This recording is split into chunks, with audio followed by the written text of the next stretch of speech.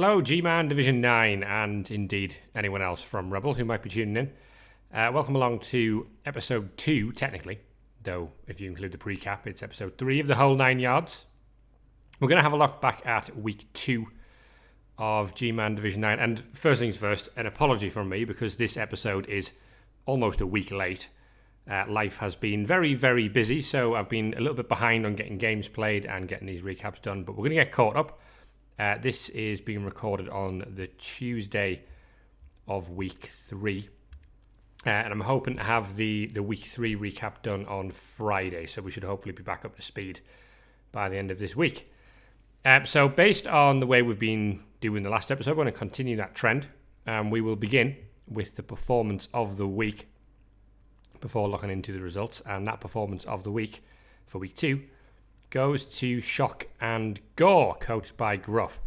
So they helped themselves to a very nice 2-0 win over the Wood Elves Sabertooth Vag that took them to the top of the table, actually. Considering they only had one tackle on the team, a very nice result there for Gruff, and he managed to improve on that draw against Lava Jackal in week 1. We can see the result in the game now. So there you go, 2-0 win, and even better, a level for his mummy there, Senenmut, who we're going to have a look at later in the show. But only 11 armor breaks, and those 11 armor breaks producing 7 removals, so quite a high removal rate from the armor breaks that Shock and Gore did get. But you can see 81% ball possession there, compared to 6 from the Wood Elves. It tells you that the Wood Elves scored early, and then when I say scored early, didn't score. So it'll have been a very quick turnover there. The Wood Elves very rarely in possession of the ball in this game, managing 23 blocks, but not a single KO or injury for the Wood Elves. I mean, they were massively outnumbered there. Did get a couple of passes, and for good measure, they did manage to level one of their linemen as well with one of those passes. But overall, just the 2 SPP claimed alongside the MVP. So not a great week for MB Carmack overall, but Gruff will be very happy. He survived the Nurgle in week 1, and he's capitalised on that with a win over the armour value 17 in week 2, so a good start of the season for him. Taking a look at the rest of the results, they look a little bit like this. So here we go. We have a 2-1 win for Chosen of Papa Nurgle over Hubat. So, of course, that the opponent of Gruff in week 1, Lava Jackal there, also helping himself to a win this week. Hack, Slash and Mutilate 2, RNL Foss 3, so a win for the Dark Elves. As we saw before, Sabertooth Vag with a 0-2 against Shock and Gore. Sci-Fi Samurai 1, Bloody Mary Queens 1, Sneaky Blinders 2, the Boondock Skinks 2, in a high score and draw again for Sneaky Blinders. The Watch 2, the Big Cups 1, in the battle of 2 of the teams that begin with the. And Erwender's Requiem 1, Quigana's 1, finishing off the week there. So again, what we'll do is we'll go through the results one by one in the client and just give you an idea of how the games went. So we'll start with that game at the top, which I can tell you right now was very, very painful for Hubat. 23 armor breaks from Lava Jackal's team, and that produced a whopping 9 removals. 36 blocks into those 23 armor breaks. So the vampire armor absolutely not standing up to the challenge at all. Always going to make things very, very difficult for Hubat there when they've barely got any players on the field. And good news for Lava Jackal as well, as a couple of levels for his team. The Claw Mighty Blow Nurgle Warrior managed to get the one casualty it needed to level up. So Sildar the Sanguine now has helped himself to guard as well. So we've now got 2 guard Nurgle Warriors to go with the one that leveled last week. And the Rotter there, Shaggores, also helped himself to a level as well with that MVP. The Vampires with no levels at all, and again, they did manage to help themselves to a touchdown on it was Wilhelm Cheney, unfortunately, so not the best use of his SPP. So again, just a 2 from passing, and then the MVP going to the guard thrall. Quite a useful one, actually, because if he can get himself a vanity pass in the next game, can possibly level that into block. And a block guard thrall, you have to say, is quite a nice player, all things considered. So good result for Lava Jackal there. We'll just pop back over to the scoreboard, and the next game is another defeat, unfortunately, for the humans of Hack, Slash and Mutilate. So the only team to have lost both of their opening games are Jonah's team. That went down a high-scoring game again, so they're not struggling for touchdowns, Hack, Slash and Mutilate, but they are struggling for not conceding them. Defensively, we need to work on that side of the game, but an MVP for Braveheart, the blitzer there, who's dauntless and guard, a bit of an odd combination, you have to say. Only the 4 armor breaks, and potentially Jonah lacking a bit of that mighty blow that could have been useful against the Dark Elves here. Just the 1 casualty from his 44 blocks, which is not ideal against Dark Elves, especially when there's 2 KOs coming the other way. So I think the likelihood of that is that most teams, or both teams, sorry, are going to have been at full strength for the full game, because I think they both had a bench to speak of. But Aaron Alphos coming out with a 3-2 win, and that is a very good result for Matthew there. First win of the season, and he had a bit of a tough time last season as well, so good to see him get a result on the board. Hopefully for Jonah, with his 4 Agi 4 players, things will turn around soon. He's got the 2 Agility 4 catchers, remember, to add to the 2 Agility 4 throwers. And maybe consider getting rid of one of those throwers. Possibly having 2 is a little bit on the bloaty side. Okay, so we've already looked at the third game, which is, of course, Sabertooth Fadge 3.0, losing 2-0 to Shock and Gore, which means we can move straight on to the 4th game in the list there, which is the Sci-Fi Saurai, coached by Cthulhu Collector. Picking up a very handy 1-all draw against the High Elves, the Bloody Mary Queens, in what was a very sort of low armor break matchup again. We managed 3 KOs and 2 KOs, so no casualties for either side here. Looking like it was fairly balanced, and 1-all probably the fair result at the Thunder Lizard Dome. This is a very useful MVP, though, for Soulforged. We talked in the pre-cap about how by the end of this season, this High Elf team could be very, very strong if we can keep all of these Agi 5 players alive and maybe build them up with dodge and various other skills. So Tharanduil Eladel has managed to do exactly that, which is, of course, exactly what Soulforged will want from his team. He did level up into dodge, so he is now Blodge Agi 5, which is great news. A Rookie Saurus picking up an MVP is also good for Cthulhu Collector. Now just 1 casualty. You're not really going to make a vanity pass with him unless it's the very end of the first half. So 1 casualty away from a level on HG Wells. The touchdown scored by Zoltanksaur, who I believe is a skink, unless I'm very much mistaken. He is indeed. He's the plus movement sidestep skink. And the equaliser coming from Melderian III, who's the catcher, who also leveled up. And would you believe it? Rolled an Agi up. So we now have 4 Agi 5 elves on this High Elf team, which is frankly disgusting. So, come on, Division 9, we need to do something about that, because that is too many Agi 5s. We don't like all of that, unless you're Soulforged. Or, I don't know, an elf fan? I think they exist. Answers on a postcard. Okay, matchup 5 is another 2-all draw for Sneaky Blinders. Aromasin still not getting that first Rebel win, but at the same time, he hasn't lost, and he's banging in the touchdowns as well for good measure. It's a 2-all draw with the Boondock Skinks, coached by Moon Dingo. Here is the report in the game. So MVP for the stat freak Skaven thrower there, Polly Shelby. And a level up for Duffy the Second as well, that's Saurus, who we are happy to see a level up on that. I'm just going to check in the background here as to what that level was that he rolled. So just bear with me a moment. He picked up Mighty Blow. So that is the first Mighty Blow Saurus on this team, which is good. Gives us that little bit of extra killing skill. And you'd imagine now that Duffy is going to get the majority of the blitzing duties on this team, because the Croxagore being the only other one, not all that reliable really, despite the fact that he is block guard stand firm. In terms of armor breaks and whatnot, 9 against 7, again fairly even. 50% ball possession, 37%. So again, very, very straightforward there. A lot of removals from the Underworld. So Mundingo possibly, with that lack of removals from his own side, quite happy to pick up a 2-all draw there by the end of the game. So yeah, overall that is, it's not really, if either coach is looking for the playoffs, it's not a great result. It keeps them both towards the lower bottom end of the table. In fact, I believe both of these teams have drawn both games up to this point. So 0-2-0 records.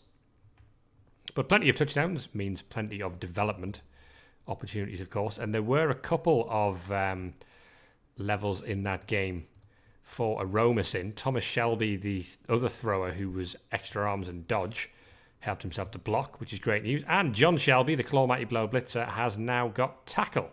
So going for tackle before piling on, which is fairly sensible, you have to say, especially if he has elves on the horizon. Meanwhile, the Boondocks Kings just getting that one level for the Mighty Blow on that Saurus that you can see from the MVP there.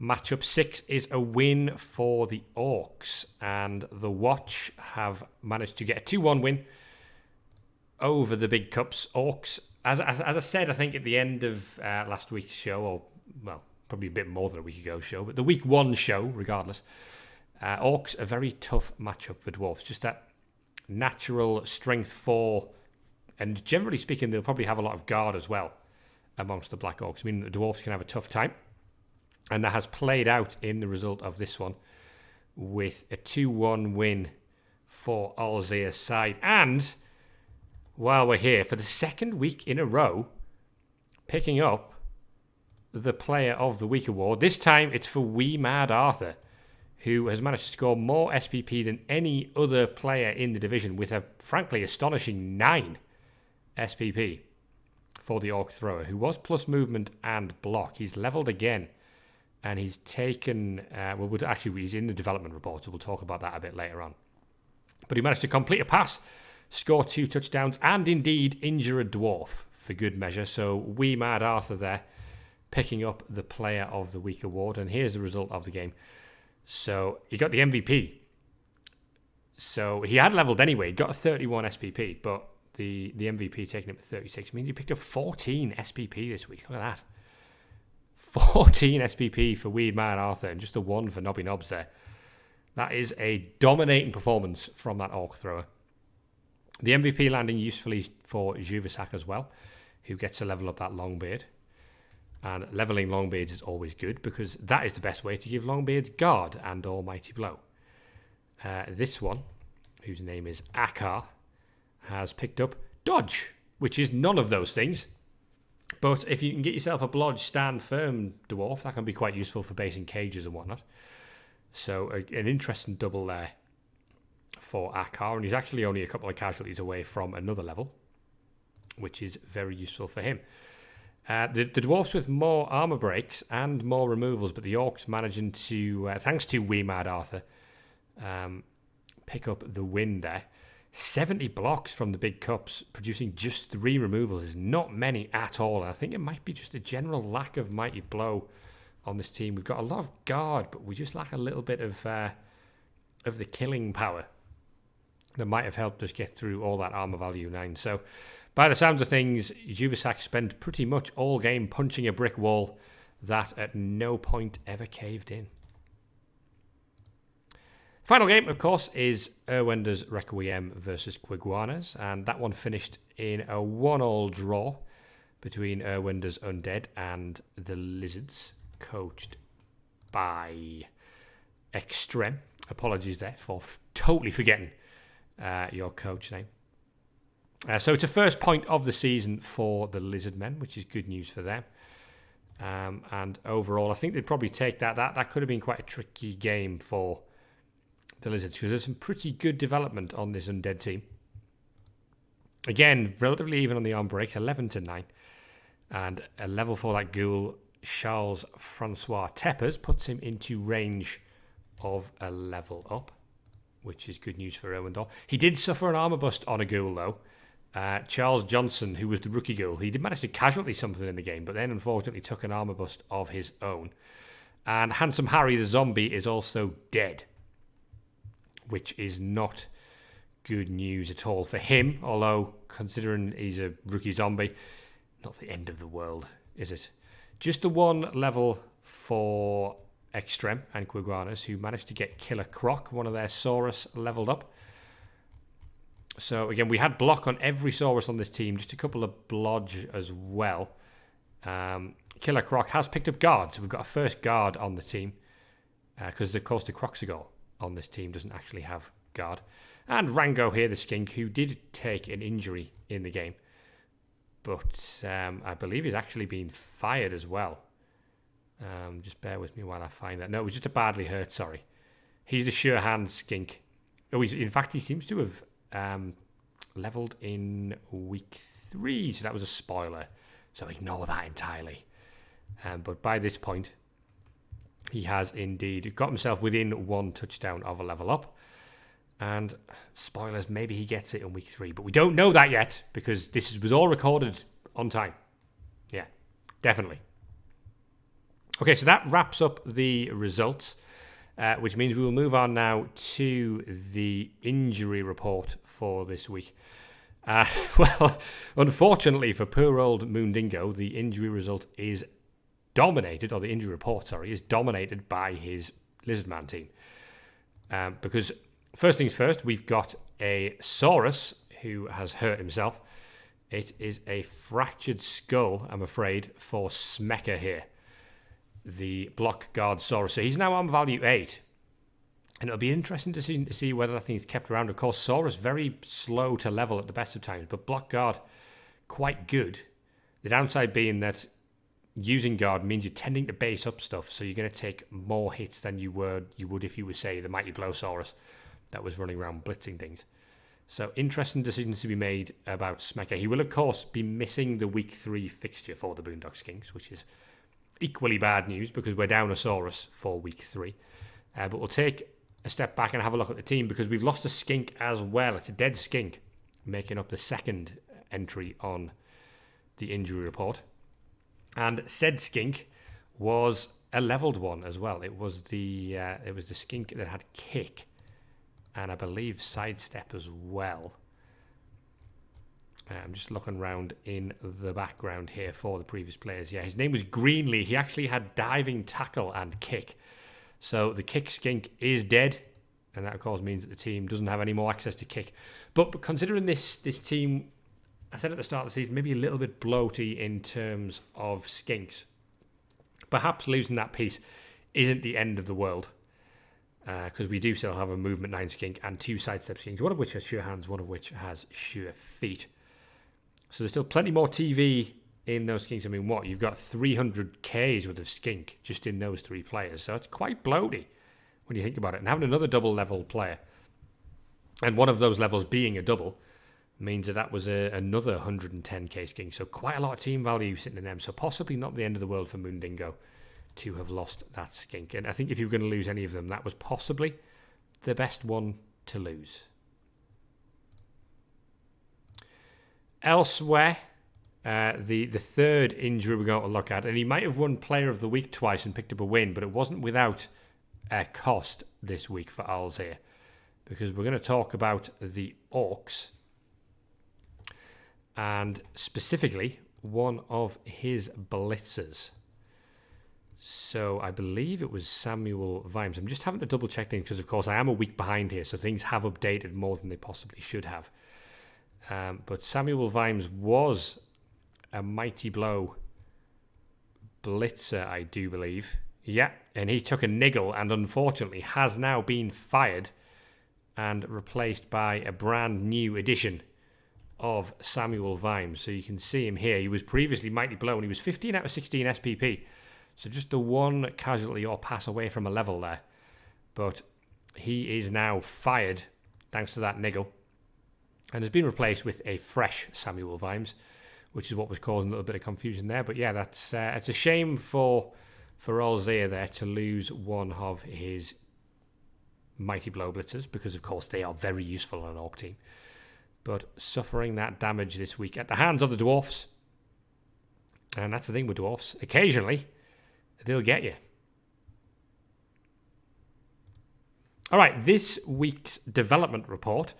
Well, we're going to start off with Wee Mad Arthur, who we talked about before, who had a fantastic week and such a good week that we're going to talk about him again. So there he is. He was the block plus movement thrower there, who plays for the Watch, sticking with the Orc theme. He's now picked up Fend as well, which is not too bad a choice. Might have considered kickoff return as well, just with the slow movement on the Orc thrower. So kickoff return, very useful for just getting him into range of the ball. It's a skill I use on the Khemri throwers I have on my own team as well. But Fend, not at all bad. It means that if you're getting hit with frenzy players, of course, they can't follow up and such like. So certainly, and of course, it does mean as well that if that Fend player was to roll a push, then you can't have another go. So certainly, I think you'd maybe generally take it a little bit later into the thrower's development. Third skill, I would possibly have plumped for kickoff return there. But he can always, if he has another week like this one, he can always have another go at trying to level up again. And we'll see how he gets on, and maybe he'll pick up kickoff return as his fourth skill there. Okay, so it's kind of a theme of the week now for the rest of the development report, because it is two positionals from two undead teams that have leveled and caused all sorts of problems for the rest of the division, and I want to highlight it. Firstly, we're going to go and have a look at Gruff's team, Shock and Gore. And off the back of that victory against the Wood Elves, I do apologise there, the memory faded. You can see that Senenmut, we did see that he got the MVP. And indeed, Senenmut helped himself to dodge. He rolled another double. So we now have a second Blodge Guard Mummy in this division. The other one is on Erwinder's team, of course. So that thing is now a pain to knock over. Strength 5, Blodge and Guard, with Mighty Blow built in, of course, because it's a mummy. Makes that a damn good piece. And I don't know what we're doing here in Division 9, but we seem to have two of them running around now. And speaking of Blodge Guard mummies, back to the development report, because the other Blodge Guard mummy leveled this week as well. So Erwin Doug, anything you can do, I can do better. And Lou Costello, who coming into this week was already Blodge Guard, is now Blodge Guard Stand Firm. Look at that. Base that thing at your peril. And I would say blitz that thing at your peril as well. If you're going to blitz that thing without tackle, you are possibly asking for a world of trouble. Because if you don't knock him over, he ain't going anywhere, and he's going to hit you back pretty hard. So, great news for Erwinder there. And that's a player he can really lean on now in both his offensive and his defensive drives as well. So it'll be a little bit of time before his next level up, because of course he's going to be trying to catch things rather than scoring touchdowns. But at the same time, you would take a stand firm Blodge Guard mummy if you were offered one, wouldn't you? Okay, so that wraps up the development report, which means we're going to move on to the fixtures for week 3 now. And they look a little bit like this. So you can see, as we talked about last week, the little form guide that we've got just underneath each team's league position there. So a green is a win, and a yellow is a draw, and a red is a loss. And you basically read them left to right. So if we look at Aaron Alphos there, the first team, they lost in week 1 and they won in week 2. And they're up against Sabretooth Vag, who of course won in week 1 and lost in week 2. So two elf teams, of course, there with an identical record, going head to head right in the middle of the table on 3 points apiece. So that one should be a good game to talk about in the week 3 show. I'm not going to do any predictions for this week because I kind of already seen half the results. We've recorded this so late, so we'll just glaze over that. It's fine. The Bloody Mary Queens taking on the Boondock Skinks. So that is Soulforged High Elves taking on Moondingo's Lizards. A win and a draw so far. One of 5 teams tied at the top of the table with 1 win and 1 draw are the Bloody Mary Queens. And it's +1 touchdown difference for 4 of those. It's only the Undead who are in the lead because they have +2 touchdown difference. But they're up against the undefeated Boondock Skinks. So both teams without a loss to their record yet. But easy enough for that to change unless they draw, of course. But I don't think either coach will be playing for a draw in that one. A win would really help kickstart. I think if either coach wins, if Soulforge wins, then you're saying, well, 2 wins and a draw, excellent start of the season. If Moondingo gets a win, then you say, well, okay, 5 points, not bad. We still haven't lost. But then on the flip side, the defeat for the Lizards, and they're suddenly looking like, well, we need to get a win on the board quite quickly. So one of those games where the start of the season is very much going to be defined by this third game. And speaking of which, we've got Quiguanas and Chosen of Papa Nurgle playing as well. So that is Lizards against Nurgle. And you have to say, that looks like a tough one for Extreme, doesn't it? He's got a loss and a draw to his name. And Lava Jackal's team are right in their stride at the start of the season. They've got 1 draw and 1 win. They've leveled up 2 of their Nurgle Warriors for guard, which only increases that strength that they've got in their front line. And the Quiguanas are gonna struggle to maybe survive against that Claw Mighty Blow. They're going to have to hope for quite kind injury dice and that they can maybe cause a few casualties the other way. Otherwise, you have to look at that and think it's probably going to be a Nurgle victory. Inducements could be useful for the Lizards. Fourth game, as you can see, is the battle of first and second place. Well, I mean, it's early days to be calling it a playoff deciding game. But it's essentially the team with the best touchdown difference and a win and a draw taking on one of the teams who have got 1 win and a draw as well. So Gruff's Undead taking on Alzea's Orcs. And that is a tough one to call. Of course, we've got the Blodge Guard Mummy now, but you would still say that the Orcs have the strength advantage in that game. And despite losing one of their Mighty Blow Blitzers, still have plenty of Mighty Blow to be working with on this team, which is a good thing. They've still got 4 players on the team with Mighty Blow. 3 of which are blitzers, and the 4th of which is a black orc. So if we're the undead and Gruff, we will need the armor to hold up and see if we can cause a few casualties the other way against the armor 9. Armor 9 pretty much across the board for the orcs, where it's a bit more on the armor 8 side for the undead. So it'll be an interesting one to see how that goes. Game 5 is between 2 teams that don't have a win to their name. Sneaky Blinders, of course, the underworld with 2 draws so far, taking on Hack, Slash and Mutilate the Humans, who are the only team to have lost both games at this stage and sit bottom of the table after week 2. So I think for Jonah's sake, you'll certainly hope that he can get some sort of result on the board. If Aromasin keeps up the draws, then he might be going for the old 0-13-0 season. But again, much like we said with Moondingo, if Aromasin can get what would be, remember, his first Rebel win, then he would be motoring on to 5 points and sitting up in the upper reaches of the table, quite happy with his undefeated start. And it would leave the humans a little bit on the back foot with 3 defeats out of 3. So Joan will be very keen to avoid that. Watch that one with interest. Game 6 is the Dwarfs taking on the Undead. It's the Big Cups and Erwinder's Requiem. So 1 win and 1 loss for the Big Cups at this stage. The loss, of course, was to the Orcs this week of the Watch. And Erwindor has won and drawn. He's one of that gaggle of 5 teams, as we said, who are on 1 win and 1 draw. Getting his draw in week 2 against the Quiguanas. So again, that's possibly a tough one for the Undead. They're going to need their mummies to do work against the Dwarfs.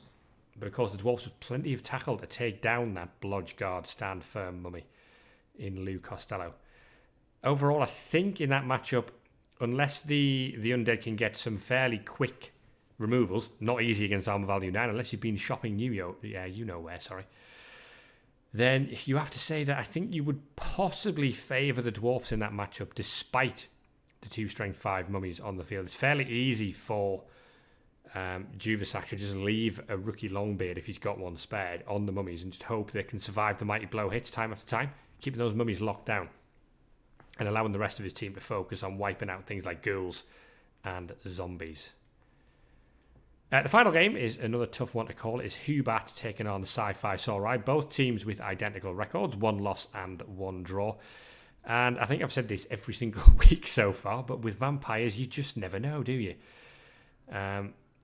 So the Lizards will be hoping to make quick work of the Thralls and then hope that the vampires kind of have nothing left to bloodlust against.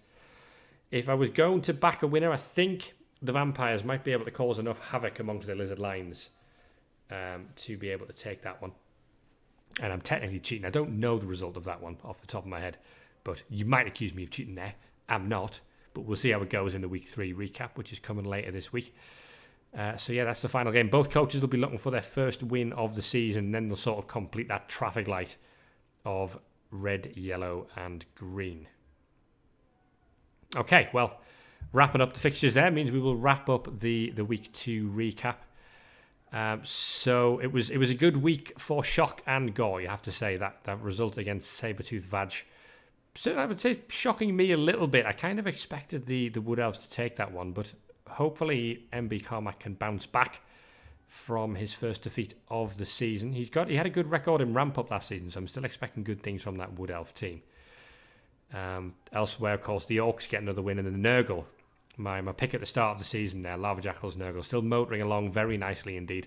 We will be back at the end of the week with the week 3 recap if all goes to plan, and then hopefully from there we'll be caught up for the rest of the season. Fingers crossed, eh? This has been episode 3, or if you prefer, week 2 of the whole 9 yards. Thank you very much for watching, and we will catch you next time.